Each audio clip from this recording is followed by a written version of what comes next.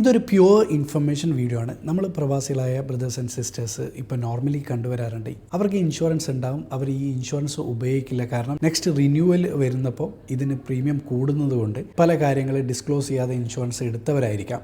ഓൺലൈനിൽ കാണുന്ന പല ഐറ്റംസും അവർ ഷുഗർ കൺട്രോൾ ചെയ്യാനും അല്ലെങ്കിൽ അവരെ ഡയബറ്റിക്, അവരെ പ്രഷർ, ഇങ്ങനെയുള്ള കാര്യങ്ങൾക്കൊക്കെ വേണ്ടിയിട്ട് അങ്ങനെ വരുമ്പം സംഭവിക്കുന്ന ഒരുപാട് കേസ് നമ്മൾ കാണുന്നുണ്ട്. കാരണം ലേറ്റർ സ്റ്റേജിൽ ഇവരെ കയ്യിൽ നിന്ന് പോവുകയും ഇതിനുള്ള ട്രീറ്റ്മെൻറ്റ് ആവശ്യം വരിക.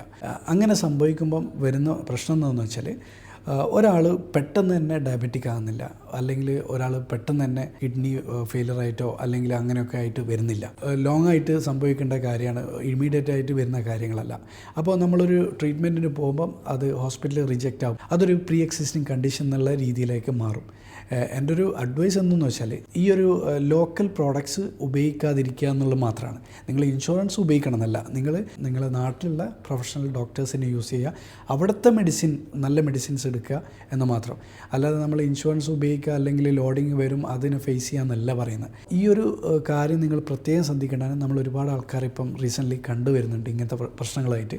ഇങ്ങനെയുള്ള കുറച്ച് കാര്യങ്ങളൊന്ന് ശ്രദ്ധിക്കുക. ഈ ഒരു ലോക്കൽ പ്രോഡക്ട്സ് എസ്പെഷ്യലി ഓൺലൈൻ മീഡിയസിൽ കാണുന്ന, ഇപ്പം നമ്മൾ കാണുന്ന ഈ കോഫി പൗഡേഴ്സ് അല്ലെങ്കിൽ പല പ്രോഡക്ട്സും ഉണ്ട്.